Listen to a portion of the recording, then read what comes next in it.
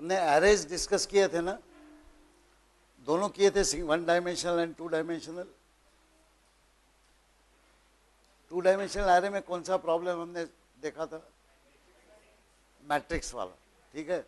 अभी उसमें कुछ और एक प्रॉब्लम देखेंगे जो मिड सेमेस्टर टेस्ट में दिया था, वो था इमेज एनालिसिस का। वो आप लोगों ने देखा है, वो प्रॉब्लम सॉल्व किया है। उस बेसिस पे एक और प्रॉब्लम मैं आपको बताऊंगा, वो प्रॉब्लम हम आप आज देखेंगे कैसा करना।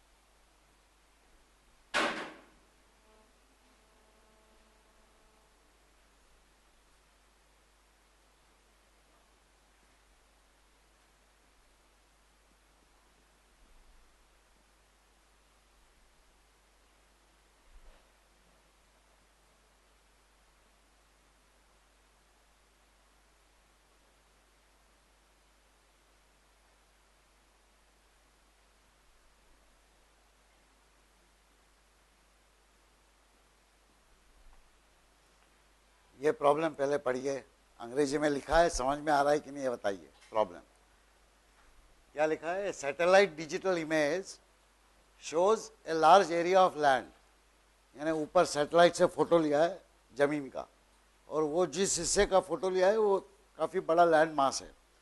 उसके बीचों बीच एक तालाब है which contains A lake filled with water. मान लीजिए ये एक बड़ा एरिया है, इमेज आएगा, फोटो तो रेक्टेंगुलर आता है, और हर फोटोग्राफ पे पॉइंट में उसके कुछ तो भी इंटेंसिटी कैप्चर हो जाएगी कैमरा में। इसके बीचों बीच कहीं तो भी एक लेक है, मान लीजिए इस टाइप का कुछ लेक।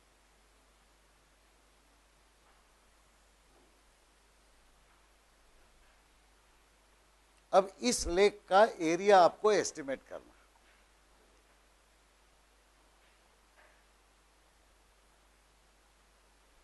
ये रियल लाइफ प्रॉब्लम है। सैटेलाइट से एक इमेज आई, वो इमेज आपको धरती पे आ गई। अब आपने उसकी फोटोग्राफिक कॉपी बना ली, तो आप देख सकते हैं कि भाई ऐसा ऐसा लेक है। उसका एरिया कैसे आप कैलकुलेट करोगे?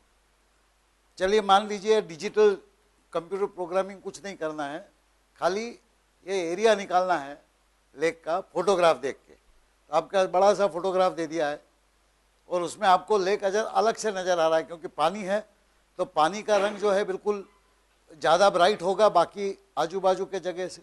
आजू बाजू जगह में पेड़ होंगे, पत्थर होंगे, कुछ होंगे, उसका लाइट का रिफ्लेक्शन अलग फ्रीक्वेंसी पे होगा। जो पानी होगा वो पानी पूरा का पूरा व्हाइट रिफ्लेक्शन होगा। तो ये प्रॉब्लम को कंपेयर कीजिए जो मिड सेमेस्टर में दिया था, उस प्रॉब्लम में भी ऐसे ही लिखा था कि व्हाइट पैच है कहीं तो भी एक पिक्चर में, तो व्हाइट पैच कैसे आप कैलकुलेट करेंगे?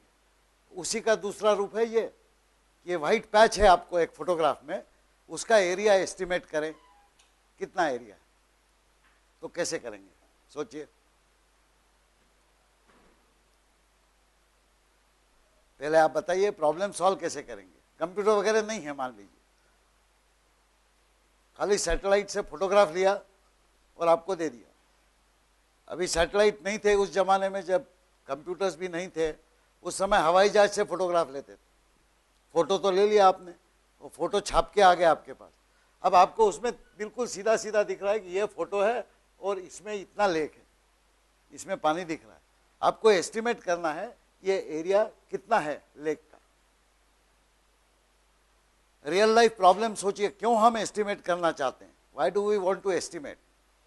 वो इसलिए कि लेक में कहीं फिजिकली आप जाके इसकी एवरेज गहराई तो आप नाप सकते हैं, यहाँ 2 फुट गहरा है, यहाँ 3 फीट गहरा है, बीच में 50 फीट गहरा है, तो आप उसके एवरेज गहराई आप एस्टिमेट कर सकते हैं।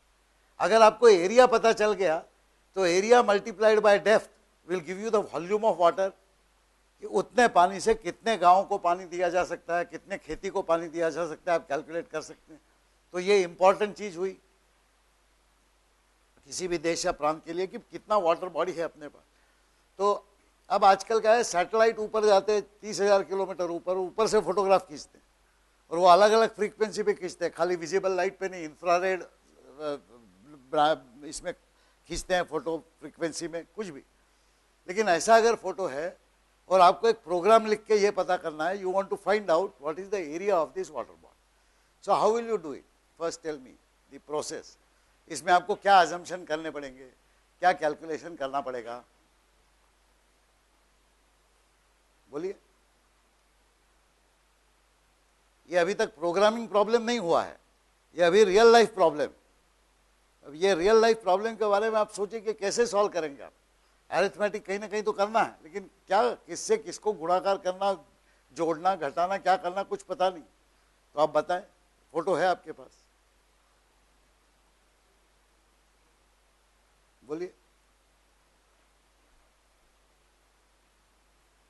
सोचिए।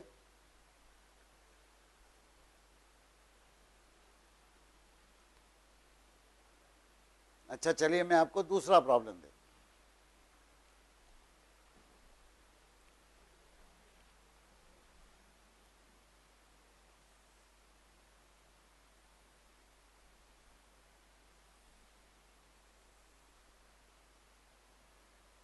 You have been given one rectangle of the size 8 meters by 12 meters. So this is length, this is width. Inside this there is a triangular area .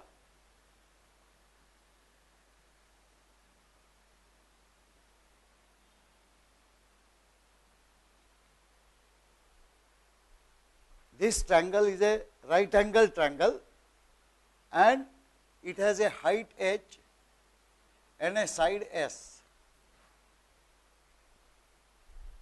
You have to find out what is the proportion of the triangular area to the total rectangular area. So, find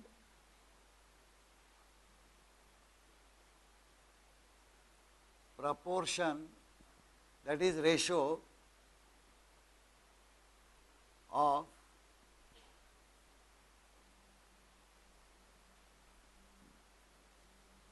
triangular area to total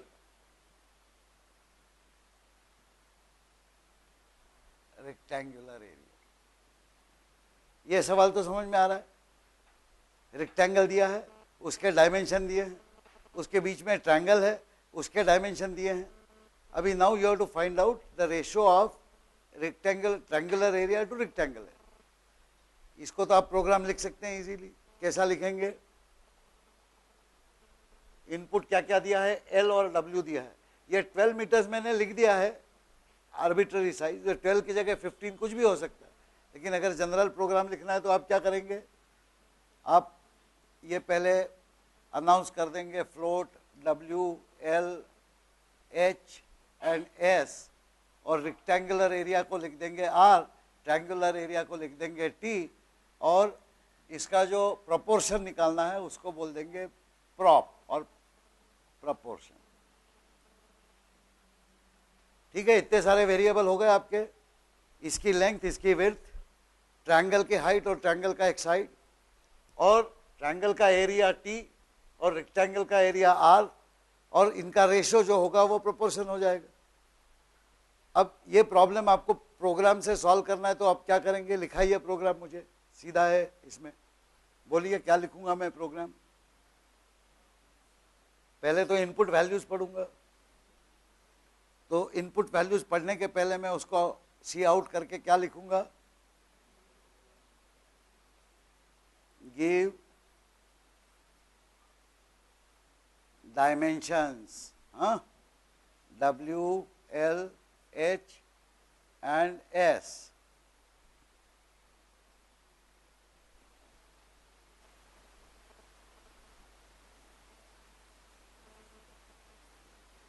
ये एक statement हो गया।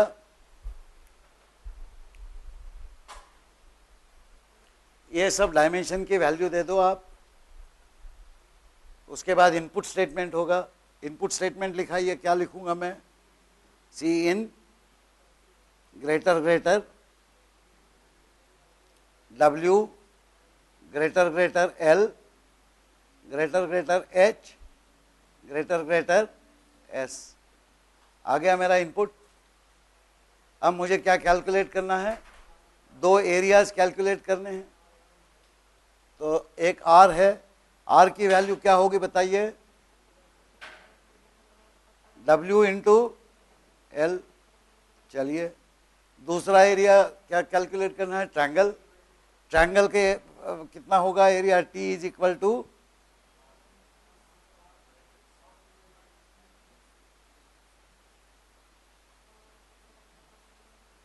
ठीक है क्या? ठीक है, बिल्कुल गलत लिखा। C++ कंपाइलर 300 गालियां देगा इसके लिए मुझे। पहले ये बताइए 1/2 टाइप कैसे करूंगा मैं? ये चीजें आपको इमीडिएटली चिल्ला देना चाहिए, फाउल फाउल फाउल। तो इसको लिखेंगे या तो आप 0.5 लिखें या 1.0 डिवाइडेड बाय 2.0 लिखें, लेकिन ये ज्यादा सही है। फिर स्टार लिखें, फिर H लिखें, फिर स्टार लिखें, फिर S लिखें, ये सही हो जाएगा। ये देखिए क्या हो रहा है, अभी भी आपके दिमाग में मैथमेटिकल फॉर्मूला जम के बैठा हुआ है। You still think mathematically, you don't think in terms of program. So when I wrote half HS, everybody was happy because that is the way you calculate the area of a triangle. But that is not the way you write programs. In a computer program, there is a value for H, value for S and a constant half. You have to convert everything into appropriate variables, constants and write an expression. अभी ठीक हो जाएगा? चलिए अभी ratio कैसे calculate करेंगे? जो लिखा है प्रपोर्शन, बोलिए। प्रपोर्शन इज इक्वल टू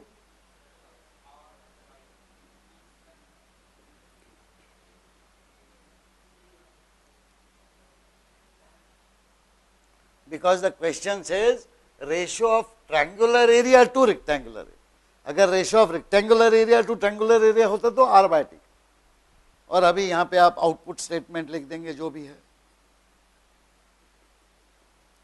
आ जाएगा। अब मैं आपको रिक्वेस्ट करता हूं, आप जरा सोचिए, please think. This problem you could solve. Why? Because you could translate it easily into known mathematics.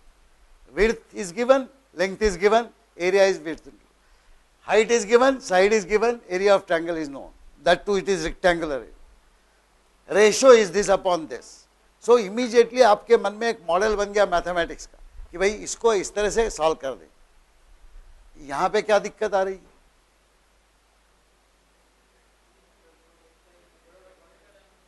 हाँ बोलिए बोलिए, सॉरी, हाँ जोर से बोले। डायमेंशन नहीं पता है तो सबसे पहले अजम्पशन करना पड़ेगा कुछ डायमेंशन के बारे में। तो इसलिए मान लीजिए ये जो एरिया है इसकी भी एक हाइट है और विड्थ है, तो इसको यहां लिख देते हैं W, यहां लिख देते हैं हाइट। चलिए W इंटू H होगा। अब ये पता नहीं कि W किलोमीटर में है, मीटर में है, या इंच में है, या सेंटीमीटर में, ये पता नहीं। ठीक है, अच्छा। अब उसके बाद और क्या दिक्कत आएगी?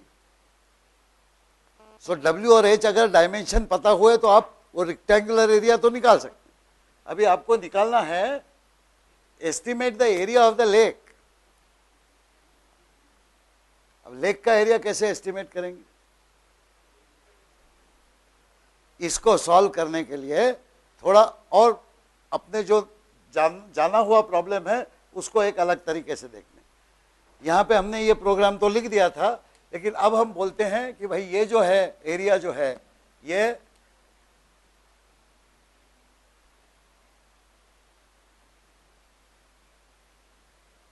ऐसे कुछ दे दिया। अब ये एरिया कैसे कैलकुलेट करोगे आप?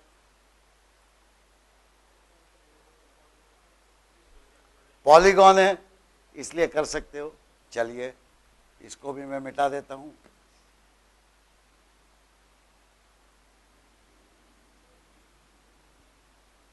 ये भी एरिया है। अब ये एरिया कैसे कैलकुलेट करोगे आप? हाँ बोलो, सॉरी, छोटे छोटे पार्ट्स में डिवाइड करेंगे इसको। ओके, यानी ऐसा समझ लेंगे, रियल लाइफ में कैसे करते हैं, आप प्लेन पेपर पे ड्राइंग बना के बजाय ग्राफ पेपर में लिख देते, यही का यही ड्राइंग। अगर ग्राफ पेपर में होता तो ग्राफ पेपर में हर जो छोटा सा स्क्वायर है उसका कोई तो भी डायमेंशन है। अब वो ग्राफ पेपर पे कितने छोटे छोटे स्क्वायर इस छोटे एरिया के अंदर आते हैं और कितने उसके बाहर आते हैं। यानी इसका मतलब ये हुआ कि आपने यहाँ से ग्राफ खींचना शुरू कर दिया इस तरीके से, ऐसे करते गए आप, यहाँ पे आप आए, यहाँ पे आप आए, यहाँ पे आप आए, यहाँ पे आप आए, इसी तरह से यहाँ पे ऊपर आपने किया।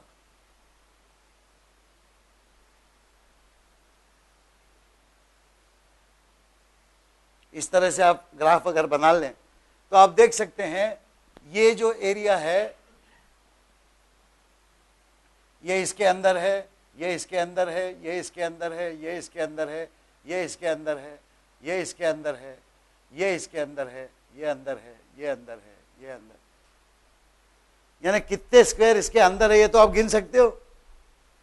अब कुछ जो स्क्वायर्स है वो पूरी तरह से इसके अंदर नहीं होंगे, क्योंकि जो एरिया है, मान लीजिए आपका ग्राफ पेपर का रिजोल्यूशन जो है वो एक स्क्वायर का रिजोल्यूशन इतना बड़ा है कि कहीं तो भी ये ऐसे जा रहा है तिरछा। अगर आपको फिर भी एस्टिमेट करना है तो you can apply some interpolation. You can say that this square is half inside, half outside, so you can count half of it. There is another way. Another way is make this graph so fine that you draw additional these things here.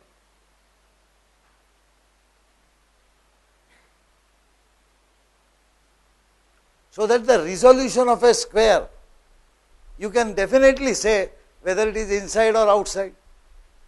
Then the job will be simpler. You have to count all those things which are inside. And how many counts will be there for the total area?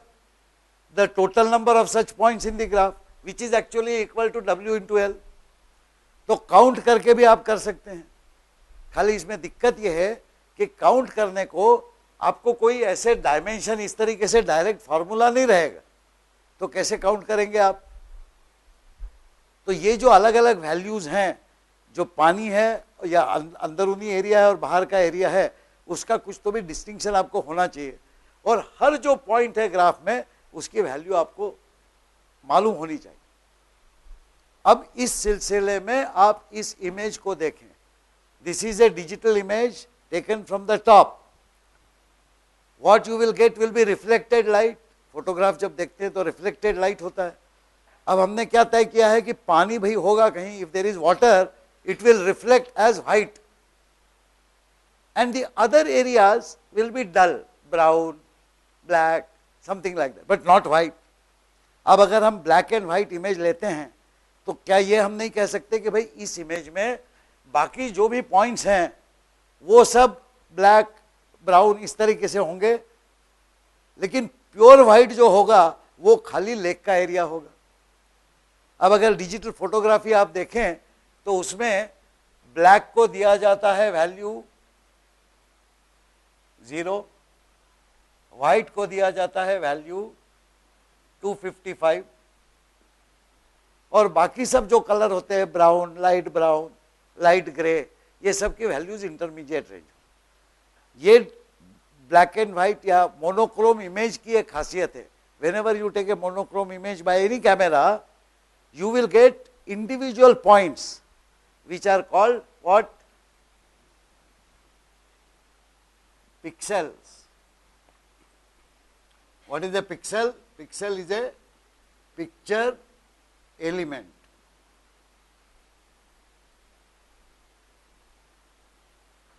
और ये pixel ऐसे होगा, ये एक pixel, ये दूसरा pixel, ये तीसरा पिक्सल, चौथा पिक्सल, पांचवा।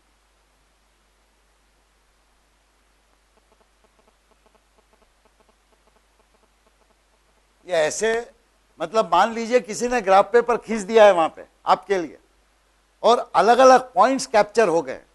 अब इस पॉइंट की क्या खासियत रहेगी? मान लीजिए यहाँ पे पूरा काला जमीन है, ये इस पॉइंट के नीचे, तो इसकी वैल्यू क्या होगी? 0। मान लीजिए यहाँ पे कुछ ब्राउन है, इसकी वैल्यू हो सकती है 85। मान लीजिए यहाँ पे बिल्कुल लाइट ब्राउन है, तो इसकी वैल्यू हो सकती है 127। मतलब 0 से लेके 100, 125, 150 तक वैल्यूज हो सकती है, लेकिन पूरा वाइट जो है वो खाली ये लेक में रहेगा। तो यहाँ पे जो भी पॉइंट्स होंगे वो पॉइंट्स की वैल्यू होगी 255, यहाँ होगी 255, यहाँ होगी 255, यहाँ होगी 255। ओके, इस तरीके से वैल्यूज होंगी। यानी अगर आपको डेटा दे दिया गया सब पॉइंट्स का, जितने भी हजारों पॉइंट्स हैं इधर, सब 1000 बाय 1000 पॉइंट्स का डेटा आपको दे दिया, तो वो डेटा क्या होगा? हर पॉइंट में वैल्यू होगी 0 to 255। अब अगर 255 वैल्यू है तो लेक है, और अगर 255 से कम है तो वो लेक नहीं है। नॉट 255 है तो लेक नहीं है, क्योंकि वो 100 भी हो सकता है, 50 भी हो सकता है, 0 भी हो सकता है, अलग दूसरा रंग।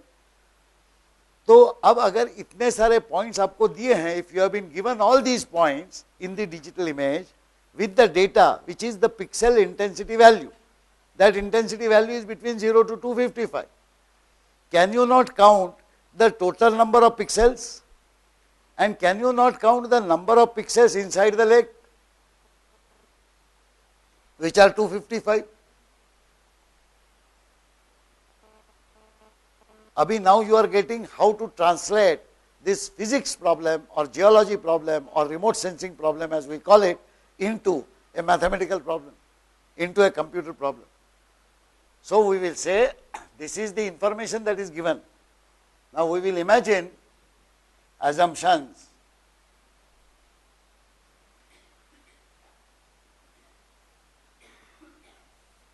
अब यहाँ पे हम assumptions लिखते हैं। Number 1, height and width of image is known, and we will say h pixels by w pixels.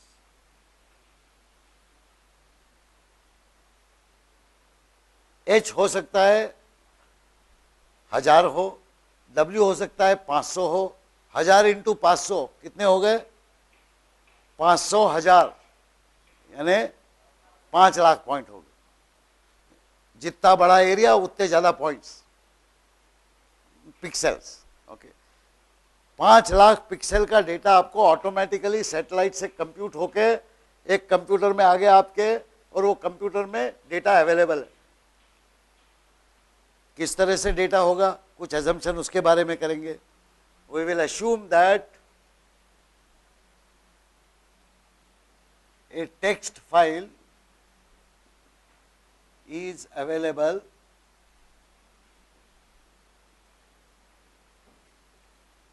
which contains value of h and w on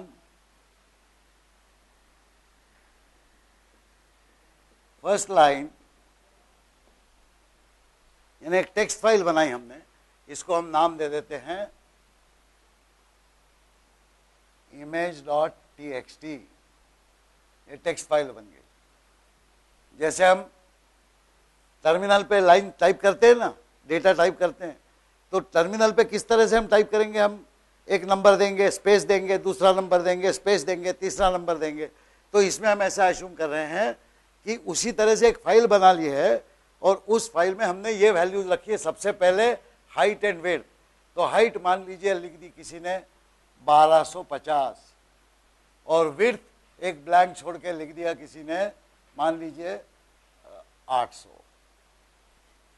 और फिर यहाँ पे एंटर दबा दिया। ये लाइन बिल्कुल वैसी हो गई जैसे इनपुट आप लेते हैं हाइट और विड्थ का, ये एक हाइट हो जाएगी, ये विड्थ हो जाएगी, ये इनपुट हो जाएगा। इसके बाद में एक्चुअल वैल्यूज जो हैं अब किसी ऑर्डर में दी जाएंगी वैल्यूज, तो नेचुरल ऑर्डर क्या है, natural order row wise pixel की वैल्यू लिखते जाए। तो इसके बाद में दूसरा अजम्पशन ये है कि text file is available which contains A values of H and W on first line and B values of all pixels in each row one by one.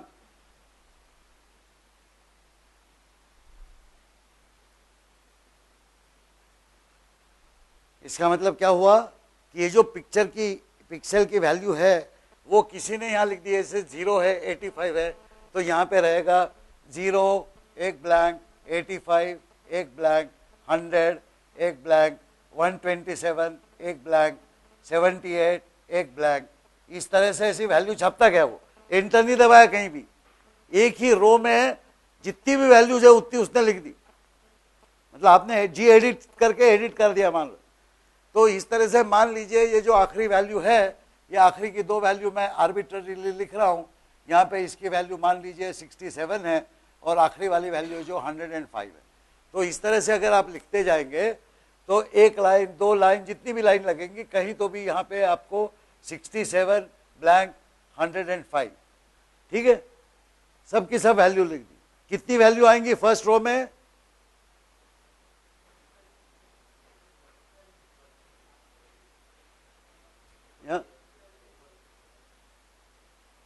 First row में, लाइन में नहीं, first row में कितनी value आएंगी,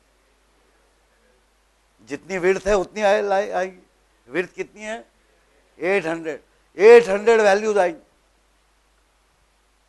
अब आप सी इन से सवाल पढ़ते हैं, वैल्यू पढ़ते हैं, ये कोई जरूरी नहीं कि सबकी सब एक लाइन में लिखें। आप अगर एक वैल्यू टाइप करें 0 और एंटर दबा दें तो वो अगली वैल्यू मांगेगा, तो आप अगली वैल्यू 85 टाइप करें वो 85 दे। तो ये वैल्यू एक एक लाइन में भी लिखी जा सकती है, ऐसा कोई जरूरी नहीं कि अलग अलग लाइन में लिखें। कि कैसे भी लिखें, चूंकि यहाँ पे आपने 800 लिख रखा है तो पहली रो की वो कंप्यूटर जानेगा कि 800 वैल्यूज है तो 800 वैल्यूज तो पढ़ेगा। उसके बाद में जो वैल्यू होगी वो अपने आप समझ लेगा कि वो दूसरे रो की वैल्यू है, क्योंकि रो वाइज हमने दे रखा है। तो मान लीजिए सेकेंड रो जो है ये यहाँ से चालू होती है, मान लीजिए 50 और 60 और 70 ऐसी कुछ वैल्यूज है। तो इसके बाद दूसरी लाइन में होगा 50, फिर एक ब्लैंक, 60 ब्लैंक, 70 ब्लैंक, एक row, second row, third row, fourth row, कितनी रोज होंगी 1250। यानी टोटल डेटा आपका कितना हो गया H इंटू W पिक्सल्स, इतना डेटा हो गया। इसमें सब अलग अलग वैल्यूज हैं। अब आपने जो तरीका यहाँ पे लगाया था वही तरीका यहाँ लगाना है। इतनी सारी पिक्सल की वैल्यूज आ गई, आप कहाँ पढ़ेंगे ये वैल्यूज? नेचुरली आप 2 डायमेंशनल एरे में पढ़ेंगे, ठीक है। 2 डायमेंशनल एरे के हर रो में आप रो की वैल्यूज रखेंगे और दूसरे रो में दूसरे रो की, तीसरे रो में तीसरे रो की। कितने कॉलम होना चाहिए आपकी मैट्रिक्स में? कम से कम 800। कितने रोज होना चाहिए? कम से कम 1250। अब हो सकता है कि आज ये इमेज दिया आपको, कल को आपका जो नया हिंदुस्तान ने सैटेलाइट छोड़ दिया उसका रिजोल्यूशन ज़्यादा है तो वो आपको 2000 बाय 1500 का इमेज दे सकता है। तो आप क्यों ना बड़ा ही साइज डिक्लेयर कर दें एरे का और उसमें ये इमेज लेते जाएं। तो इस तरीके से अगर हमें ये प्रॉब्लम सॉल्व करना है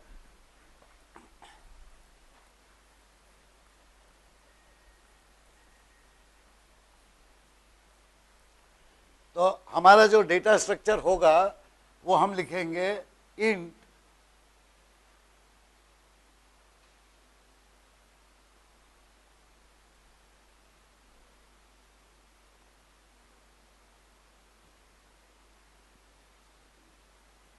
इमेज 2000 बाय 2000, बड़ा साइज बना दिया हमने। इसके अलावा हमें क्या क्या पढ़ना पड़ेगा? एच पढ़ना पड़ेगा, डब्ल्यू पढ़ना पड़ेगा, और भी कुछ लगेगा। जैसे जैसे लगेगा वैसे वैसे हम लिखते जाएंगे। तो सबसे पहले हमें उसको इनपुट क्या पढ़ लेना है, किस ऑर्डर में दिया है भैया? पहले एच दिया है, फिर डब्ल्यू दिया है, तो एच पढ़ लेंगे, फिर डब्ल्यू पढ़ लेंगे। अब हमें एच बाय डब्ल्यू पिक्सल्स पढ़ना है रो मेजर ऑर्डर में, यानी एच इंटू डब्ल्यू वैल्यूज पढ़ना है। कैसा इटरेशन लगाएंगे? लूप से ही कर सकते हैं, हमें एरे में भरना है। तो लूप में पहले तो हम रो वेरिएबल को चेंज करेंगे 1 to h, इतने h रोज हैं। फिर हर एक रो के वेरिएबल में विड्थ वेरिएबल को चेंज करेंगे। तो यहाँ पे हमें निश्चित है कि हमें कुछ i और j, ये दो बंदे तो लगेंगे इंडेक्स के लिए। तो हम यहाँ लिख देते हैं for i equal to 0, i less than h, i plus plus, ये आउटर लूप शुरू हो गया। इसके अंदर होएगा फॉर, बोलिए, j equal to 0, j less than w, j plus plus, और इसके अंदर होगा हमारा इनपुट स्टेटमेंट। अब यहाँ पे जब भी आएंगे तो i और j की एक स्पेसिफिक वैल्यू होगी जो हमें आगे से पढ़ना है उसमें।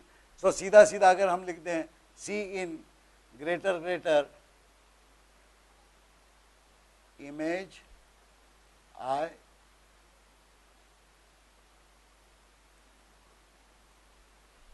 ठीक है, ये लूप यहाँ खत्म हो गया, ये लूप यहाँ खत्म हो गया। तो यहाँ आने तक हमने w इंटू एच पिक्सल सब पढ़ लिए हैं, और उसकी वैल्यू जो है इस तरह की 85, 100, 127 कुछ कुछ आएंगी।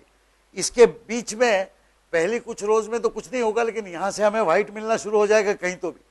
अब हम देख नहीं रहे हैं, अब हमारे पास खाली वैल्यूज हैं, तो देख के हम कुछ नहीं कर सकते, वैल्यूज को कंपेयर करके कर सकते हैं।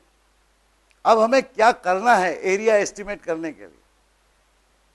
हमें वो पॉइंट कैलकुलेट करना है जिसकी वैल्यू 255 है, बाकी सब छोड़ देना है। इतना सिंपल हो गया प्रॉब्लम। तो अभी यहां पे हम लिखते हैं इसको काउंट,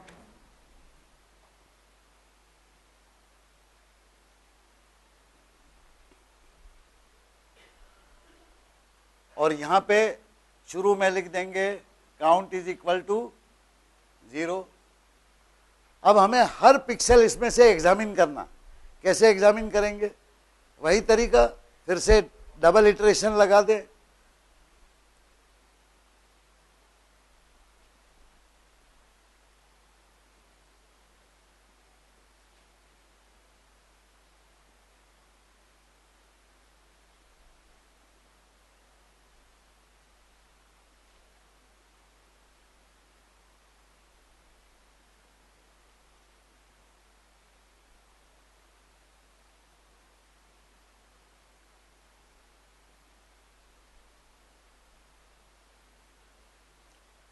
अब यहाँ पे हमें चेक करना है कि पिक्सल की वैल्यू क्या है। कौन सा पिक्सल देख रहे हैं हम यहाँ पर? i, jth पिक्सल देख रहे हैं। तो क्या लिखना पड़ेगा यहाँ?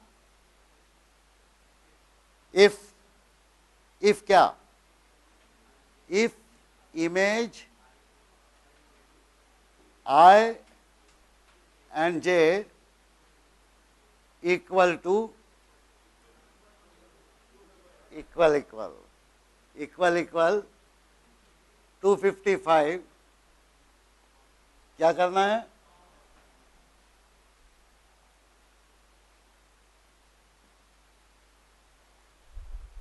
ठीक है, इसमें ब्रास लगाने की जरूरत नहीं क्योंकि एक ही स्टेटमेंट।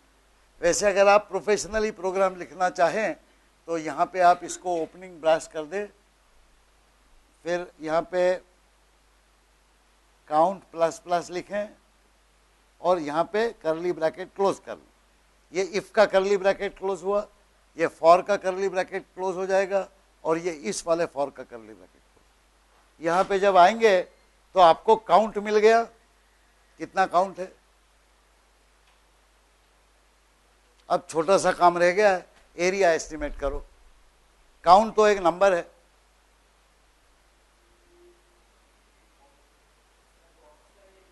हाँ सॉरी बोलो। हाँ वो जो छोटी सी बॉक्स है उसका क्या एरिया है ये हमें मालूम नहीं। छोटी सी बॉक्स का एरिया हमें मालूम नहीं है, तो कैसे पता चलेगा।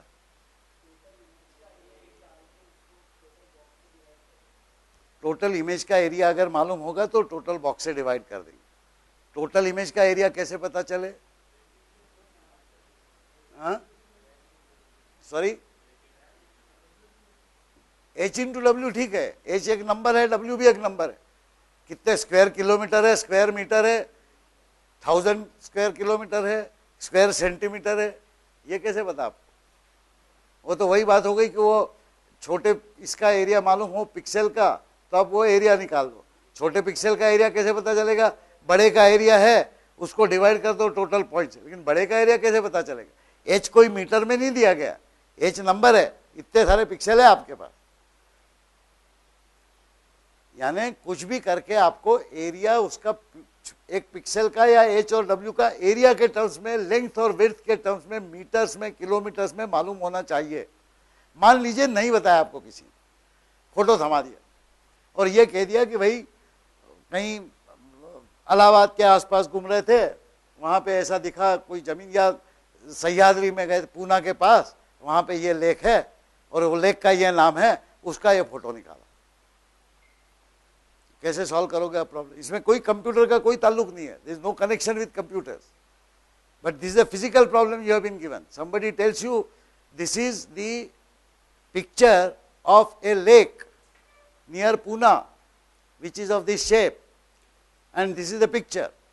Now the picture will automatically have some other things. जैसे मैंने बोला ना, यहाँ पे काला हो सकता है, यहाँ पे सफेद हो सकता है। अब आपके पास तो नंबर है, लेकिन पिक्चर अगर होगा तो पिक्चर में क्या दिखेगा, कहीं तो भी एक छोटा सा घर दिखेगा, कहीं तो भी यहाँ पे मंदिर होगा, कहीं तो भी पेड़ होंगे, कुछ तो होगा जमीन पे जो दिखेगा आपको। फिर आपको क्या करना पड़ेगा, आपको अलग अलग टीम्स भेजनी पड़ेंगी जमीन पे, वहां पे लेक के आसपास, और वहां पे सर्वेइंग जानते हैं आप, what is surveying. What do you do, you basically find out that a certain point on ground, okay, what are the coordinates of that point with respect to certain other point.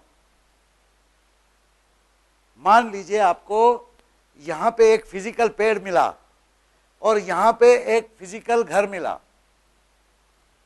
और आपने surveying के technique जमीन पे लगा के 10 दिन मेहनत करके ये निकाल दिया कि इनका जो डिस्टेंस है वो मान लीजिए 580 मीटर है। ये तो आप कर सकते हैं सिविल इंजीनियरिंग यूज करके या कोई अदर इंजीनियरिंग प्रैक्टिस यूज करके। इसको बोलते हैं determining the scale of a map. Normally आपने मैप्स तो पढ़े होंगे, मैप्स में स्केल लिखी रहती है, 1 centimetre is equal to 2 kilometres, यानी मैप पे अगर 1 सेंटीमीटर है तो वो इक्वल टू 2 किलोमीटर्स हो गए। यहाँ पे कोई स्केल वेल नहीं, ऊपर से सैटेलाइट ने इमेज दे दिया, आपको दे दिया, उसकी स्केल आपको फिक्स करना पड़ेगी। फिर वो स्केल फिक्स करके आप निकाल सकते हैं कि भाई ये अगर स्केल है 1 centimetre of the map is equal to so many metres और so many kilometres, then you can convert this is how many centimetres, this is how many centimetres, you will know the map, and by implication you will know the area of a pixel also. ठीक है, लेकिन इतना घोड़ागिरी करना पड़ेगा to determine that. It is not easy, and that is what I want you to appreciate. You are learning programming for what purpose? You are learning programming to solve real life problems, and real life problems have much more than just writing a program and writing expression. That much more is all of this. So this is called interpretation of a photograph. A satellite image or a aerial image, you have to interpret. You will just get a photograph like this. Now somehow by some other means you have to determine what is the size of a pixel. Fortunately, satellite imagery जो होती है, वो satellite कितनी ऊंचाई पर भेजा है ये हमें ज्ञात रहता है, 30,225 किलोमीटर ऊंचा है। तो जो इमेज का रिजोल्यूशन है कैमरा का, उससे यहाँ बैठे बैठे आपको बोल सकते हैं कि एक पिक्सल जो होगा वो 2 मीटर बाय 2 मीटर का होगा, या 3 मीटर बाय 3 मीटर का होगा, या half metre by half metre का होगा। तो ये रिजोल्यूशन आपको सैटेलाइट के कैरेक्टरिस्टिक से पता चल सकता है।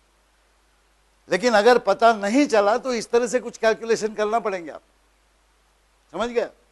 तो कहीं से तो भी आपको पिक्चर की वैल्यू मिल गई, पिक्सल की वैल्यू मिल गई, एरिया ऑफ पिक्सल जो भी होगा। 1 मीटर बाय 1 मीटर हो तो 1 स्क्वायर मीटर हो गया एरिया उसका। अगर 1 स्क्वायर मीटर एरिया हो गया एक पिक्सल का, क्योंकि रिजोल्यूशन जो है इमेज का वो 1 मीटर बाय 1 मीटर है एक पिक्सल, यानी इतने ऊपर से फोटो ले रहे हैं ना, 1 मीटर काफी बड़ी जगह होती। आप छोटे कैमरा से यहाँ फोटो लेंगे तो आपको ज्यादा रिजोल्यूशन मिलेगा, लेकिन 30,000 किलोमीटर ऊपर से लेंगे तो कम मिलेगा। 1 metre is also a very good resolution, sometimes you get 5 metres resolution, 6 metre resolution, but such cameras which are called what you call remote sensing cameras, they are specially made with very high resolution. They don't cover the entire earth. They are put in an orbit such that, let's say, Indian satellite will cover most of the Indian region. You may put 2, 3, 4 satellites there, but that is how you will get data. So you will know generally the area of a pixel. We assume, therefore, 3. We assume that area of each pixel is 1 square meter. It may be 1.5, 2.7, 0.8, whatever, depends on the resolution.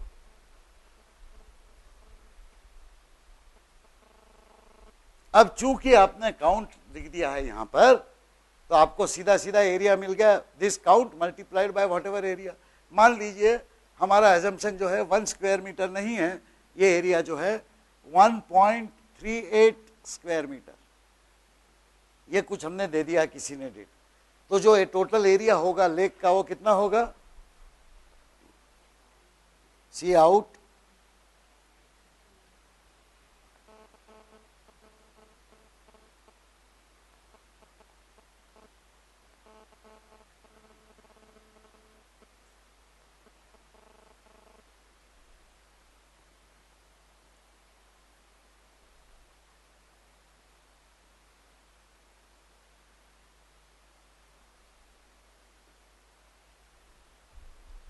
ठीक है। जितने भी count pixel आए वो सब white है, white pixel यानी they are all inside the lake, okay. और वो मल्टीप्लाई कर देंगे एरिया से तो आपको एरिया आ जाए। देखिए कितना बड़ा काम हो गया। अभी इसका प्रैक्टिकल उपयोग सुन लीजिए। बड़े एरिया में आपके खेती लगी है, मान लीजिए महाराष्ट्र में जैसे गन्ना होता है या पंजाब में गेहूं हो रहा है, वो गेहूं के फील्ड्स रहते हैं।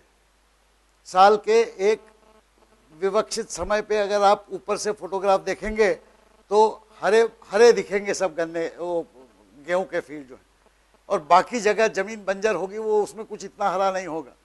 तो इसी तरह आप अलग अलग स्पेक्ट्रम पे अगर आप फोटोग्राफ लें तो you will know whatever is green is wheat, whatever is not green is not wheat. Now you take multiple photographs, count all pixels, and sitting at one place you can estimate that in so many acres of land in Punjab so much wheat will be available. That is how you estimate. अगले साल खाना कितना मिलने वाला है ये ऐसे estimate बैठे बैठे कर सकते। एक जमाने में ये एस्टिमेशन इजी नहीं था। That requires two technologies, one a satellite or aerial image technology and the other image processing technology. This is image processing in the simplest form. The actual images are much more complicated. ये आपको बताया मैंने, ये लेख है, लेकिन मान लीजिए आपने ऐसा प्रोग्राम लिख दिया to count all white pixels, okay. अब सोचिए, आपने लेक तो देखे होंगे कई, have you all seen lake somewhere or the other? In the vicinity of lake don't you find smaller water body somewhere? Lake के बाजू में एक छोटा सा 2 फीट बाय 2 फीट में पानी जमा है, कहीं 3 फीट बाय 4 फीट में पानी जमा है। तो ऐसा हो सकता है कि यहाँ कई जगह ऐसा ऐसा ऐसा ऐसा व्हाइट पिक्सल आ जाए। कहीं पे पानी नहीं है, लेकिन आप में से 4 मित्र पिकनिक को गए हैं और उन्होंने एक सफेद रंग का तंबू लगा दिया।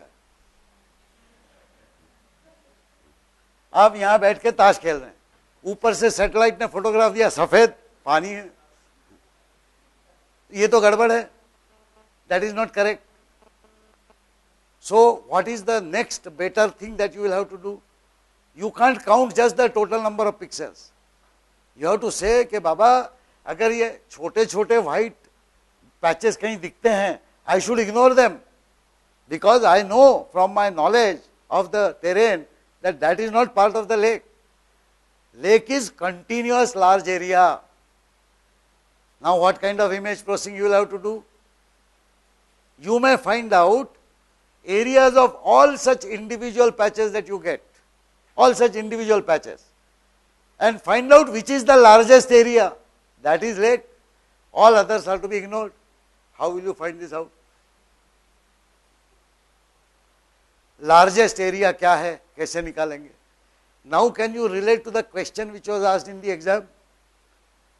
There was a bonus question. We said that there are many such patches of irregular shape.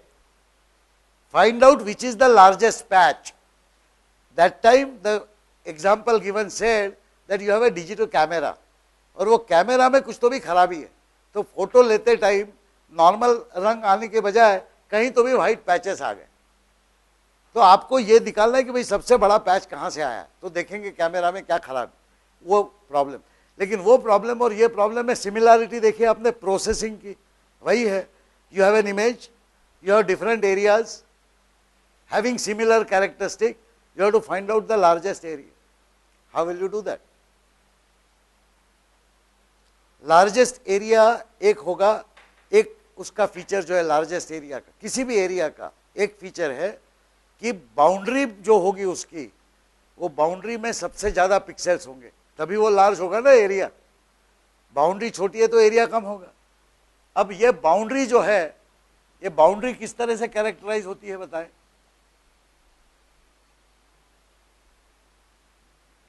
ये बाउंड्री ऐसी है कि अंदर के जो भी पिक्सल हैं, वो यहां पे एक पिक्सल ले लिया मान लिया,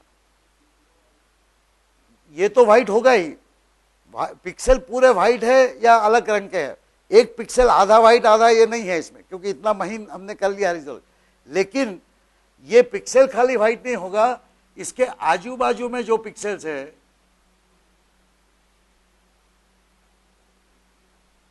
ये भी सबके सब व्हाइट होंगे। अगर सबके सब व्हाइट हुए तो ये बीच वाला पिक्सल अंदर है एरिया के। यहां पे जाए आप, यहां पे भी यही हाल होगा, यहां पे भी यही हाल होगा। अब सोचिए आप बाउंड्री पे चले गए, तो यहां पे आपको ऐसा पिक्सल मिलेगा जिसके आजू बाजू में कुछ पिक्सल व्हाइट है लेकिन कुछ व्हाइट नहीं है। अगर कोई भी ऐसा पिक्सल मिला जिसके नेबर में एक भी नॉन व्हाइट पिक्सल है, तो इसका मतलब वो बॉर्डर पे कहीं तो भी, कहां है नहीं मालूम। ये कोई भी शेप ले लीजिए आप, इसको सोच लीजिए कि कुछ ऐसा शेप। अभी ये पिक्सल लीजिए आप, यहां पे ये व्हाइट है और इसके चारों तरफ जो पिक्सल्स है, और ये 3, इसमें से खाली ये पिक्सल व्हाइट है लेकिन बाकी सब व्हाइट नहीं है। दूसरा कोई ऐसा वाला पिक्सल ले लीजिए,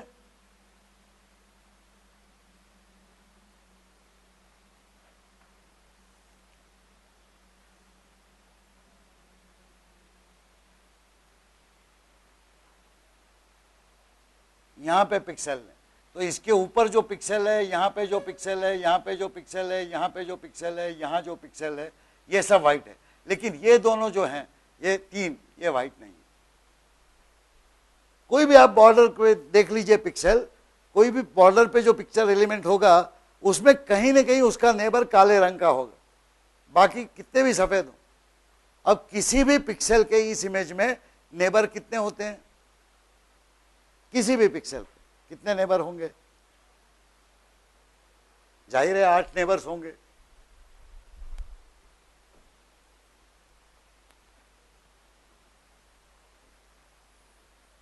ये बड़ा इमेज है, इसमें मैं छोटा सा एक 3x3 ऐसे निकालता हूं।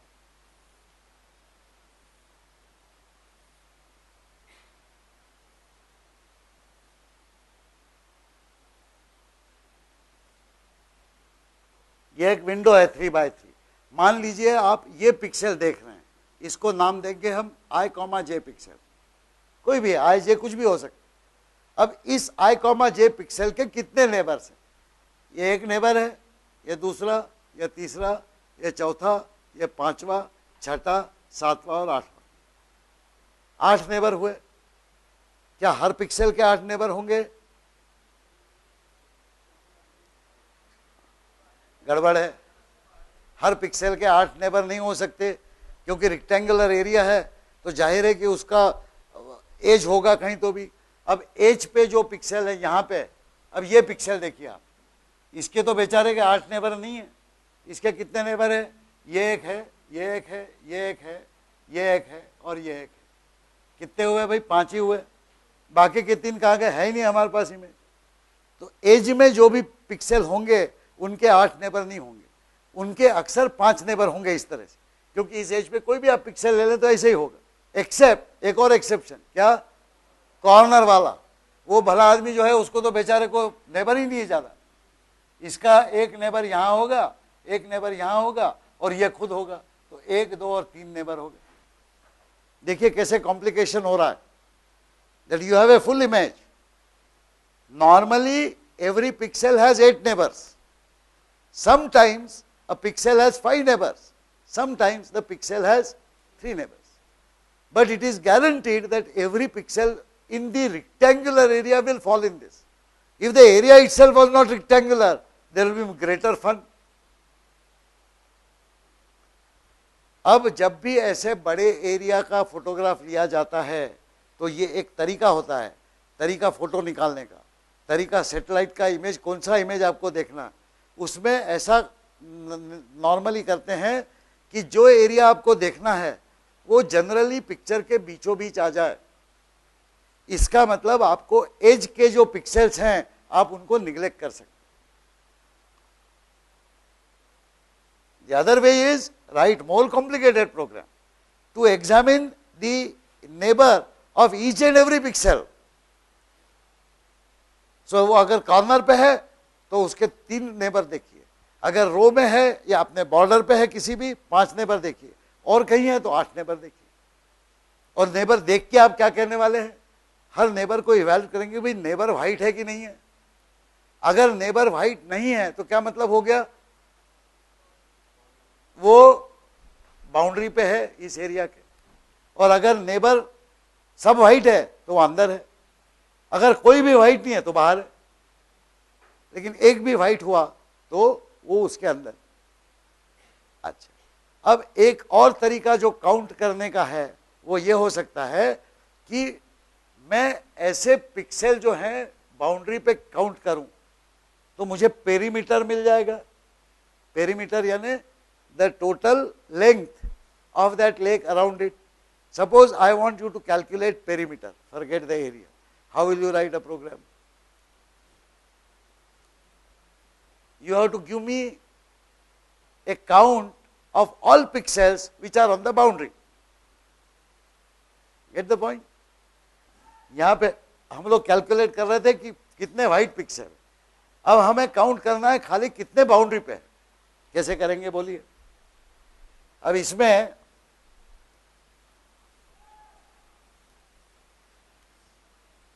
काउंट को मैं वहीं रखता हूं। काउंट जो है बस काउंट का मतलब चेंज हो गया। Count is not a count of white pixels, count is the count of all pixels which are on the boundary. You agree that if I just add them and convert them into some kind of a linear scale, not square scale. Okay, so I can imagine that if I have a pixel given area, then I will know approximately what length or breadth it will represent in a normal average fashion. Sometimes if that fellow is in this corner, then the length will be the diagonal of that thing. Sometimes if it is here, it will be the height of that pixel. Sometimes if it is here, it is the width of that pixel. On an average, I can assume that each pixel represents so many centimeters or meters of length on an average. I can get the total average count. But still, first question, how will I calculate the total number of pixels on the boundary? कैसे calculate करें, बोलिए. पहला assumption आपको ये बताता हूं, इसमें assumption 5 लिख देंगे, that the lake does not touch the borders of the total area. Lake जो है कहीं तो भी पिक्चर के बीच में है या यहाँ है या थोड़ा यहाँ, लेकिन बॉर्डर को टच नहीं कर रहा. ये assumption लिख देते हैं यहाँ पे 4. Lake is away from all borders. यह लिख के हमने क्या तय कर लिया कि हमें प्रोग्रामिंग में मगजमारी नहीं करनी पड़ेगी. We don't have to strain our brain how to count the neighbors which are only 5 or 3 or etc. Now with this assumption we know that if there is a lake, then the boundary will always have 8 neighbors. अब आपको ये पता करना है कि ऐसे कितने pixel है जिनके 8 नेबर में कम से कम एक पिक्सल वाइड.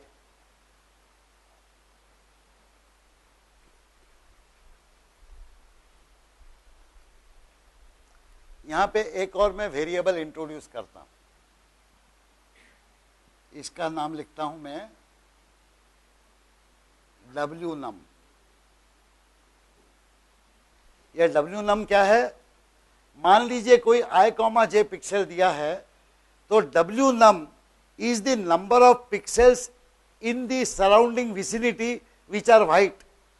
यानी for I, jth pixel, how many white number pixels are in the neighbor will be given by WNum. तो मैं कैसे पता करूं? यहां पे जब मैं आया हूं, when I have come here, I can say examine 8 neighbors of I, j pixel. बराबर? Because I have come for some value of I and some value of j in this iteration. Ultimately I and j is going to vary over all the things. So inside this I have to calculate the number of white pixels in the neighborhood of I, j. तो इसके शुरू में मैं ऐसा assume करता हूं white num equal to 0. यानी कोई white नेबर है ही नहीं. इसका मतलब क्या हुआ कि जो पिक्सल मैं देख रहा हूं वो यहाँ कहीं है. यहाँ कहीं होगा तो उसके आजू बाजू कोई व्हाइट नहीं होगा, सब नेबर्स जो है काले पीले मिलेंगे. लेकिन अगर यहाँ पे हुआ तो कुछ व्हाइट मिलेगा, और कुछ होंगे पिक्सल जिनके सभी नेबर व्हाइट होंगे. कुछ होंगे पिक्सल जिनके सभी नेबर व्हाइट होंगे. अब हमें क्या देखना है कि जो नेबर्स हैं उसमें सबके सब व्हाइट ना हो और सबके सब नॉन व्हाइट ना हो. ऐसा कोई पिक्सल है माइका लाल जिसके कुछ नेबर व्हाइट है और कुछ काले पीले हैं, वो अपने काम का पिक्सल. कैसे पता करेंगे? आई और जे पिक्सल हम ढूंढ रहे हैं. We are looking at the neighbours of I and. मान लीजिए मैं यहाँ सेंट्रल पिक्सल खड़ा हूँ और मेरे ये आजू बाजू में 8 भाई हैं. अब मैं कैसे काउंट करूँगा? एक को देखूंगा, व्हाइट है, यस काउंट. ये देखो काला, नॉट काउंट. व्हाइट काउंट, काला काउंट, नो काउंट. ऐसे करते करते फिर बाद में देखूंगा कितने हो गए काउंट. अगर 8 हो गए तो गड़बड़ है, मैं बीच में खड़ा हूं लेक के. अगर 0 हुए तो गड़बड़ है, मैं जमीन पे खड़ा हूं. अगर 3 हुए तो मेरे 3 बंधु जो हैं वो लेक में हैं, और बाकी मैं हो सकता हूं बाहर हो या बाकी भी बाहर हो, मुझे उसका कोई लेना देना नहीं. मैं खुद कहाँ हूं इसका मुझे कोई सारोकार नहीं है. मेरे नेबर कहाँ है यही मुझे देखना. तो अब मैं देखने का मतलब क्या होगा if I am seeing this pixel. So in programming language, what will I do? If this neighbor's color is white, increase the count. If this neighbor colors is white, increase the count. If this neighbor color is white, increase the count. Now if I comma j is my coordinate, what are the coordinates of my other neighbors? There are 8 coordinates. For each of them, I can write an explicit if statement. What will I do? If image, अब बताइए, यहां से मैं शुरू कर रहा हूं. पहले मैं ये नेबर लेना चाहता हूं. ये नेबर का कोऑर्डिनेट क्या होगा अगर ये i कॉमा j है तो? i minus 1 j minus 1. ठीक है, क्योंकि इमेज में हमेशा ये इंक्रीजिंग और ये इंक्रीजिंग होता है. तो image i minus 1 j minus 1 equal 255 w num plus plus. If that fellow is white, then I increase that w num by 1. Next, दूसरा नेबर, ये ले लिया हमने 3 नंबर का, 2 नंबर का ले. 2 नंबर के कोऑर्डिनेट्स क्या होंगे? इमेज, यस, जोर से बोलिए, i minus 1 j. If this is equal 255,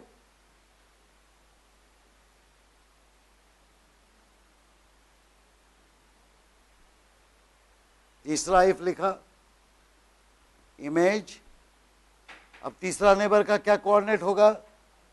i minus 1 j plus 1 equal 255. फिर से एक बार w num प्लस प्लस. फिर क्या लिखूंगा? इफ. अब मैं अपनी रो में आ गया जहां मैं बैठा हूं. मुझे ये पिक्सल देखना है. इस पिक्सल के क्या कोऑर्डिनेट होंगे? Image i j minus 1 equal 255. फिर क्या करूंगा मैं? फिर से w num plus plus plus. कितने नेबर हो गए? 4 हो गए. कितने बचे हैं?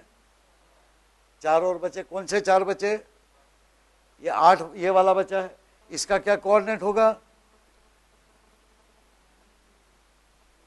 इमेज i j प्लस 1, ठीक है, इक्वल 255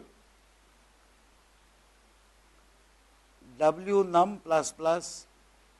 फिर if image i plus 1 j minus 1 equal 255 w num plus plus. फिर if image i plus 1 j is equal 255 again w num plus plus. और फिर if image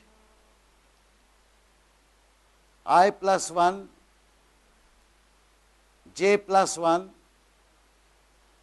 equal 255 then w num plus plus. खुश हो गए 8.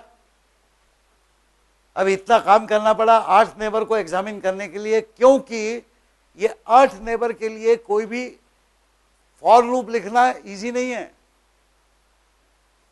एक i minus 1 है, j minus 1 है, i minus 1 j plus 1 है, i माइनस 1 j है, j माइनस 1 i है. ये सब लोग इसको एक्सप्लिसिटली 8 बार घोड़ागिरी करके लिख दिया.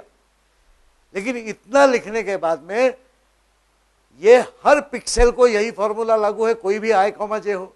और i कॉमा j जो है वो 1250 गुणिले 800 बार इतने वाला चलने वाला है, इतने बार हमको कैलकुलेट नहीं करना, वो कंप्यूटर करेगा सब। लेकिन ये कैलकुलेट करने के बाद में कंक्लूजन क्या निकला, हमें टोटल क्या निकालना है, अब हमें निकालना है count of all pixels on the boundary. तो count of all pixels on the boundary कैसे निकालेंगे हम,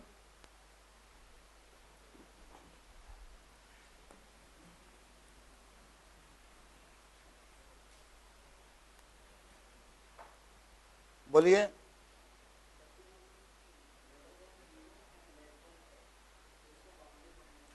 करेक्ट।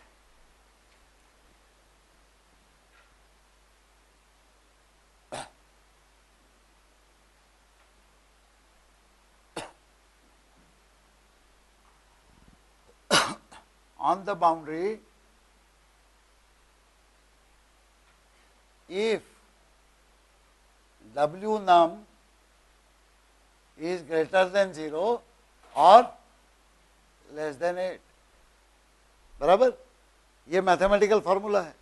क्योंकि अगर W num 0 हुआ तो इसका मतलब मैं काले लोगों के बीच में खड़ा हूं, यानी मैं खुद काला हूं। और अगर मैं, मेरे सब नेबर व्हाइट हुए तो मैं भी व्हाइट हूं, यानी मैं लेक में हूं, बाउंड्री पे नहीं। कोई भी एक अलग रंग का मिल गया तो ठीक। तो ये काउंट जो है, ये कंडीशन बराबर। अब कैसे इस कंडीशन को लिखेंगे, if W num equal 0, sorry, not equal 0 and W num not equal 8, ये एक तरीका हुआ लिखने का। दूसरा क्या तरीका होगा, if W num greater than 0 and W num less than 8, ये भी वही कंडीशन है। एंड लिखेंगे कि और लिखेंगे, एंड बराबर है, दोनों कंडीशन होना चाहिए। खाली और लिख दिया तो W num लेस देन 8 0 होगा तो भी लेस देन 8 होगा, और ठीक नहीं, एंड ही बराबर। चलिए ये कंडीशन फिक्स कर लेते हैं, ये इजी है लिखने को, और ये जो कमेंट में हमने लिखा है उससे मेल खाती। What we have written in the comment, what we have written in the program is similar, this makes sense. And if this is so, what do I do now? I should add 1 to the original count, which I started with 0 here, outside the I and J. Now I am saying count represents pixels on boundary. So that means ij pixel is on boundary. If this condition is so, I will just say count plus plus. और उसके आगे वही print the count. अब की बार ये count क्या होगा, all the pixels which are on the boundary. या हाँ हाँ करेक्ट, तो सभी आ जाएंगे इसमें। हाँ तो अच्छा, वो सभी बाउंड्री पॉइंट आ जाएंगे। अलग अलग कैसे करेंगे, ये सवाल अभी तक उत्तर नहीं है हमारे पास। मैंने वो प्रॉब्लम कठिन प्रॉब्लम करके छोड़ दिया।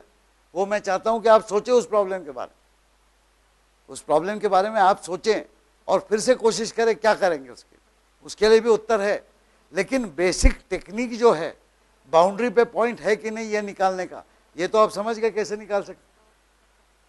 अब वो एक बार बेसिक टेक्निक आ गया तो अलग अलग हिज्जे पुर्जे उसके थोड़ा और दिमाग लगा के सोचेंगे तो आ जाएगा। इसमें एक और मैं आपको बताता हूं, कई बार you don't want only the number of points on the boundary, you want their exact coordinates, so that those coordinates can give you exactly on your graph what is the coordinates of all the boundary points of the lake. So you may want to plot a graph, you will get that. Suppose you have to get the coordinates, what you have to do, you will simply say here, यहाँ पे खाली count plus plus करने की जगह आप यहाँ पे ऐसा लिखेंगे, यहाँ पे काउंट प्लस प्लस लिखेंगे और यहाँ पे लिख देंगे C out greater greater sorry, less I blank J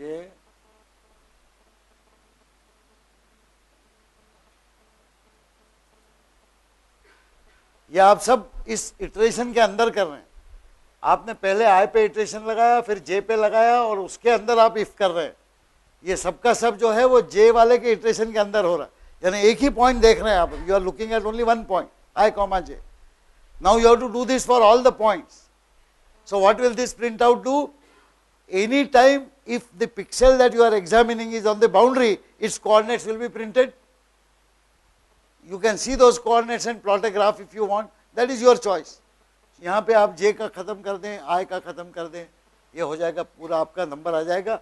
और जो काउंट जो है वो यहाँ पे आप आखिरी में सी आउट कर दें। लास्ट वैल्यू जो आएगी टोटल काउंट आएगी, लेकिन आपने हर एक पॉइंट के जो बाउंड्री पे है उसके कोऑर्डिनेट भी छाप दिए आपने। You have found out the coordinates of all the points, the actual IJ coordinates. That is slightly more useful information just than the total number of counts. You got it? अभी आगे जो आपको homework दे रहा हूं वो ऐसा सोचिए कि ये जो कोऑर्डिनेट्स आपको मिलेंगे, मान लीजिए और वाटर बॉडीज है यहाँ, तो आपके इस कोऑर्डिनेट्स में ये भी पॉइंट्स होंगे, ठीक है, ये भी पॉइंट्स होंगे, ये भी होंगे।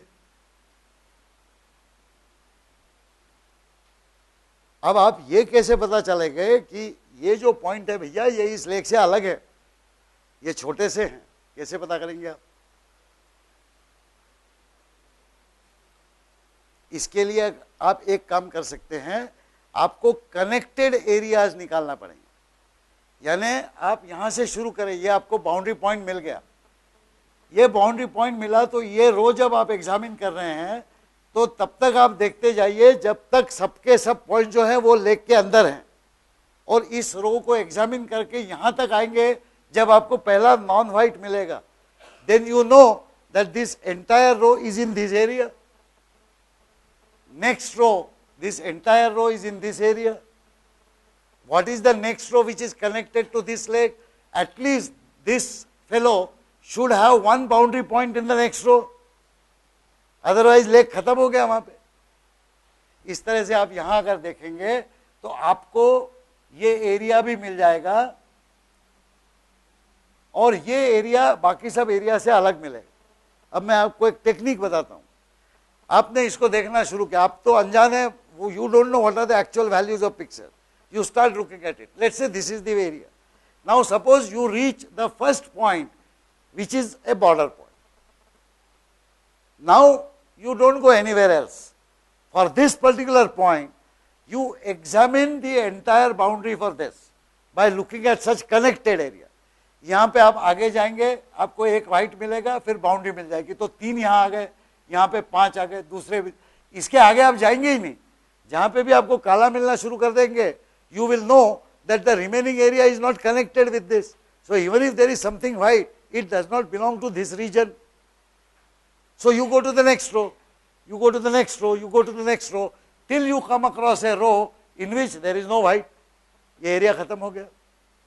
इस एरिया का बाउंडिंग रेक्टेंगल भी आपको पता चल गया, स्टार्टिंग रो क्या है, एंडिंग रो क्या है, स्टार्टिंग कॉलम क्या है, एंडिंग कॉलम क्या है, वो आपने कहीं तो भी लिख के रख दिया। अब उसके बाद आप वापस यहाँ गए, यहाँ से छोड़ दिया था ना इसको आपने, आप वापस यहाँ गए और यहाँ से आगे देखना शुरू किया कि भाई इस रो में और भी कोई एरिया है। मान लीजिए इस रो में आपको कहीं भी एरिया नहीं मिला, अगले रो में आए, आप यहाँ पे आ गए। यहाँ पे अब आप आ गए तो आपको ये मालूम है कि भाई इस रो में कहीं ना कहीं अपने को पहले वाला एरिया मिलने वाला है, उस एरिया को बाईपास कर दे, यानी पिक्सल देखते जाए कि भाई उस एरिया में पिक्सल है, छोड़ दे उसको, आगे पिक्सल देखे, आपको ये बंदा मिल जाएगा। यहाँ पर जैसे कोई भी व्हाइट मिला तो आप जानते हैं कि नया एरिया शुरू हो गया है। अब नया एरिया शुरू हो गया तो काम टेम्पररीली रोक दीजिए और वो जो एल्गोरिथम वहां पे लगाया था पूरा वही एल्गोरिथम लगाइए, इसके नेबर्स देखते जाइए, रो कॉलम ऐड करते करते करते आप यहां तक आ जाएंगे। जो भी कनेक्टेड नहीं है उसको छोड़ दे, बस इसमें जो कनेक्टेड है उसी को देखें। कनेक्टेड इसका मतलब किसी भी रो में अगर आपको एक पिक्सल बाउंड्री पे मिला तो अगले रो में उसके नीचे का, उसके बाजू का या उसके इस बाजू का पिक्सल बाउंड्री पे होना चाहिए, तो ही वो कनेक्टेड है। कनेक्टेड आप देखते जाइए, और इसके बीच में उस कनेक्टेड पॉइंट एक मिल गया तो उसके आगे जितने भी व्हाइट मिलेंगे इग्नोर करते जाइए till you go to the other end. तो इसका मतलब यहां पर आने के बाद आप टेम्परली रुक गए और यहां से आपने ये पूरा एरिया निकाल दिया। अब फिर वापस गए, भाई यहां थे, अब तक आपको कितने एरिया मिले? 2, एक ये और एक ये, कहीं तो भी रखा है आपने। अब आपने यहां से आगे देखना शुरू किया, भाई कोई व्हाइट नहीं है, उसके बाद अगली रो में चले गए। अब इस रो में देखिए क्या होगा, आप हर पिक्सल एग्जामिन कर रहे हैं, लेकिन आपको क्या क्या एग्जामिन करना, एक तो बाउंड्री पे है कि नहीं, बीच में है कि नहीं, और दूसरा क्या वो पिक्सल किसी ऐसे एरिया में है जो पहले हमने ढूंढ लिया है। हमने अभी तक क्या ढूंढा है? इसको देखा और इसको देखा। तो जब हम इस रो के पिक्सल देखेंगे, suppose I come across A pixel which is inside this area, I will not count it. Suppose I come across A pixel which is inside this area, I will not count it. That means every pixel which I am examining, now I have to check 3 things. A, whether it is already in an area which I have already exhausted. If not, then I am starting a new area. I will start doing that. Total areas जो हैं वो limited in number होंगे। Worst case क्या हो सकती है? Worst case में कितने normally areas कैसे रहेंगे? ये रहेगा, ये छोटा वाटर बॉडी, छोटा वाटर बॉडी, छोटा वाटर बॉडी, एक आपका टेंट, 10, 15, 20, 50, मान लीजिए 100, 200। लेकिन थियोरेटिकली वर्स्ट केस क्या है? थियोरेटिकली वर्स्ट केस ऐसा है कि एक ही व्हाइट पिक्सल का एक छोटा सा पानी का पॉन्ड है, उसके बाद ग्रे है, फिर व्हाइट है, फिर ग्रे है, फिर व्हाइट है, उसके इस तरह व्हाइट है, इस तरह ग्रे है, इस तरह व्हाइट है, इस तरह ग्रे। यानी चेस बोर्ड देखा है आपने? वो चेस बोर्ड के जितने व्हाइट है, आधा एरिया व्हाइट है, लेकिन हर एक अलग अलग अपना पॉइंट है। लेकिन एक ऊपर वाले की देन है कि दुनिया में ऐसे चेस बोर्ड जमीन पे नहीं मिलते। So you can reasonably make a good assumption that there will be, let us say, 200 bodies, and even if you detect some bodies which are very small, you can simply neglect them immediately. But you have to maintain a count because you have to find out which one you are looking at. Now this is a complex problem. This will take more time to solve. But do you understand that this can be solved? Now that is the beauty. You can do variety of things. There are other things which are done on image processing, which will not go into the details, but you may get a question in some exam which will say that I want to operate upon this image and convert all pixels by a transformed pixel value. In image processing you do transformation. Mathematics पढ़ा है, Fourier transform पढ़ा है? Any transform? Some function of x. If there is x, you convert it by a, from x to f of x. तो image processing में जो function होता है, given a pixel value image I comma j, function of image I comma j will be defined as some calculation done on the neighbors. Image transformation ऐसा होता है कि वो ये जो पिक्सल है इसको रिप्लेस करना है। किससे रिप्लेस करना है? खाली इसके वैल्यू के ऊपर डिपेंडेंट नहीं है, उसके नेबर क्या है उनके ऊपर भी डिपेंडेंट। इनको बोलते हैं विंडो ऑपरेटर्स। 3 बाय 3 का विंडो बना दिया, वो जहां पे भी आ गया वो विंडो ऑपरेट करेगा। वो विंडो में यहाँ पे -1, यहाँ पे +1, यहाँ पे -1, यहाँ पे +1, ऐसा कुछ होगा, उसको उससे गुणा करके ऐड करते जाएंगे और जो भी एडिशन आएगा वो सेंटर की जगह लिख दें। ऐसे इमेज प्रोसेसिंग एल्गोरिथम, और ऐसे आप हर पिक्सल के लिए करोगे तो आपको ट्रांसफॉर्म्ड इमेज मिल जाए। When you do fingerprint analysis from a gray image, you have to first get a binary image. You have to find out age. These are age detection algorithms. You know what you are finding out actually is age of the lake. Lake की age है, age कहाँ है वो pixel आप निकाल रहे हैं ये algorithms. वो age निकालने का ये एक तरीका है, दूसरे भी कई तरीके। कई बार एक्चुअल प्रैक्टिस में क्या होता है कि अपन ने अभी तो यहाँ मान लिया कि जो लेक है पूरा का पूरा व्हाइट है और बाकी एरिया जो पूरा का पूरा व्हाइट नहीं है। आपने कभी लेक दूर से देखा है? दूर से तो वो लेक का रंग अलग दिख जाता है, लेकिन अगर आप ज़्यादा देखें तो जो रिफ्लेक्शन होगा, जहाँ पे लेक गहरा नहीं होगा, when it is not very deep, what you will find is the underlying mud is getting reflected, it will not be pure white. All points on the lake body will not show only white. Some will show some other color, some will show some other color. And it is possible that here there is some region which is actually earth, but it is also reflecting a color intensity which is similar to some intensity here. So in real life, the image processing problem is not so easy, and there are complex algorithms. Some of you which work on image processing later in your life will learn so many other algorithms to handle images. Of course, this is the first course in programming. यहाँ हमारा ambition क्या है? हमारा ambition ये है कि अगर image के पिक्चर के एलिमेंट्स हों तो बेसिक ऑपरेशंस हम कर सकें। इसीलिए जो प्रॉब्लम हमने देखे हैं थोड़े सिंप्लीफाइड प्रॉब्लम, लेकिन आप सोचिए कि आपको वो प्रॉब्लम भी कठिन लग रहे हैं। और कठिन क्यों लगे? क्योंकि ये तरीका आपको मालूम नहीं था कि एक सेंटर में इमेज पिक्सल है तो उसके बाजू के इमेज पिक्सल कैसे कैलकुलेट करें। दूसरा, you did not know that examining the neighbours you can determine whether somebody is on the boundary or not. Third, you did not know that in real life you have to make a series of assumptions. What is the size? What is the area represented by a pixel? You did not know this. That is why I say कि जब आप programming करते हैं तो आपका मकसद खाली दिया हुआ फॉर्मूला है उसको ट्रांसलेट करना नहीं होगा। उसका मतलब एल्गोरिथम किसी और ने सोचा, आप खाली प्रोग्राम स्टेटमेंट लिख रहे हैं। You are scientists and engineers.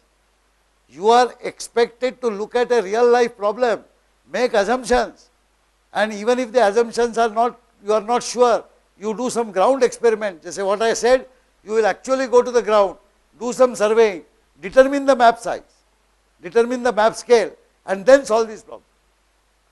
Once you determine the map scale, then you know that for all images of that satellite, that will be the scale. क्योंकि सैटेलाइट उसी ऊंचाई पे है, वहीं से फोटो ले रहा है, कोई सा भी फोटो आएगा, you know that once you do this donkey work of going to the field and establishing the ground truth, then you will be able to find this. Today, by the way, almost all over the world, the major estimates which are made for food, for crops, for water bodies, and depending upon some frequency, even they estimate how much reserve of oil will be there under if you dig a well there. That is the level of technology. Corresponding technique of programming is what you people have to perfect.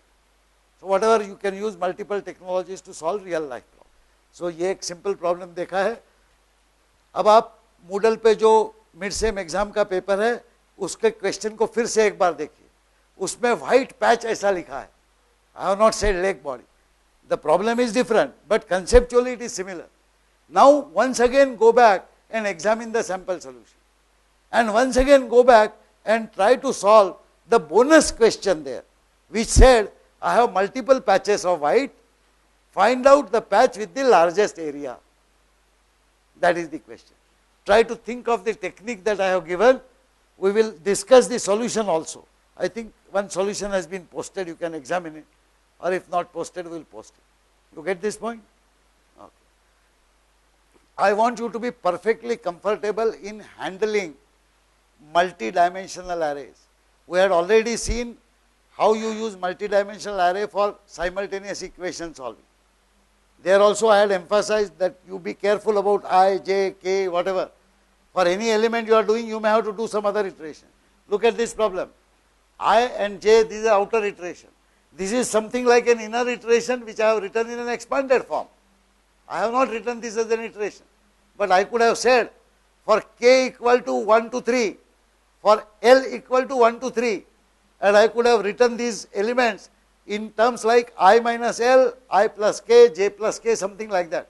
But that would have been nonsense. It is not necessary. Therefore, I have written these direct statements. But imagine now if I say that you examine not the neighboring 3 pixels, that is these 3, these 2 and these 3.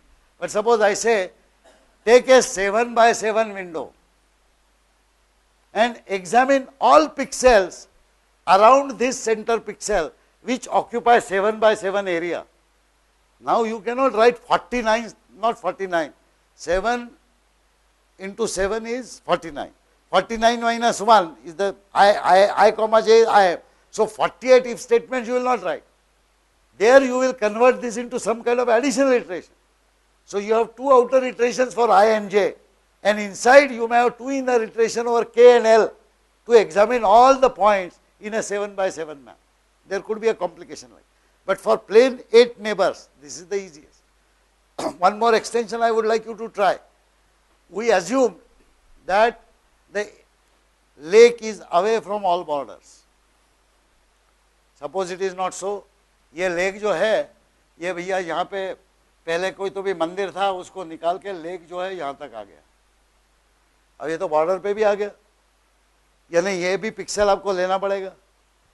It does not have 8 neighbors. So now you cannot write all these statements. For those statements which examine each of these pixels, you have to determine whether that pixel is on the border or not. What will be border? Border will be either I will be equal to 0 or j will be equal to 0, or I will be equal to width w or j will be equal to h. And if I, j both are 0, so you know the 4 corners, you have to treat them separately. You know border, you have to treat them separately. So the program will become like Hanuman ki poonch, it will become larger and larger and larger, but it will work correctly under any circumstances. It doesn't matter where the lake is. So that is why such programs may take longer to write if you want to take all possible conditions. But if you make some assumptions without loss of generality, आप ये कह सकते हैं कि हमारा जो estimate है, वो जो estimate 1 pixel width कम होगा, correct नहीं होगा. Accuracy of my estimate is so much only because I am discarding border pixel. There is another technique. The other technique is create an artificial extra row.